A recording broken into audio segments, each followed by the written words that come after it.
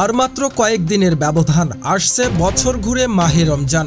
এই রমজানে ভেজালমুক্ত খাদ্য আর সুস্থ নিরাপদ জীবনের আশা ব্যক্ত করে নিরাপদ খাদ্য বিষয়ক মতবিনিময় সভা অনুষ্ঠিত হয়েছে। বিস্তারিত থাকছে ওয়াকিল আহমেদের প্রতিবেদনে। জয়পুরহাটে বাজার পরিস্থিতি নিয়ন্ত্রণ ও নিরাপদ খাদ্য বিষয়ক মতবিনিময় সভা অনুষ্ঠিত হয়েছে। বুধবার দুপুরে সদর উপজেলা পরিষদ মিলনায়তনে জেলা প্রশাসক ও কনজিউমার অ্যাসোসিয়েশন অব বাংলাদেশ ক্যাবের আয়োজনে এ মতবিনিময় সভা অনুষ্ঠিত হয়।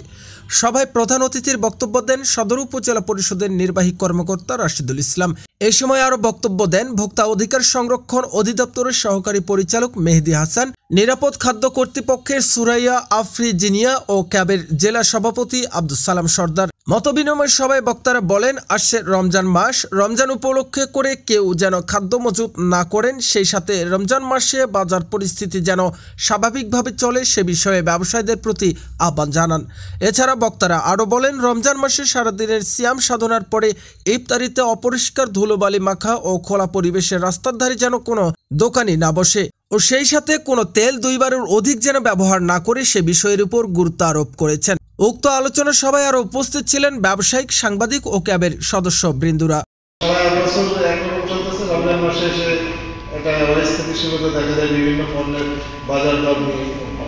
মানুষগুলো কিন্তু আমরাই, তারা আমাদেরই আত্মীয়, আমাদেরই ভাই। এখানে যারা ব্যবসা করছেন, এমনকি যারা ভোক্তা, কেউ কিন্তু বাইরে থেকে আসে নাই এবং আসবেও না। আমাদের নিজেদেরকে আবার রিভিউ করতে হবে, নিজেদের আত্মসমালোচনার প্রয়াস নিতে হবে যে আসলে আমার দায়িত্ব আমি সঠিকভাবে পালন করছি কিনা। এখানে অনেক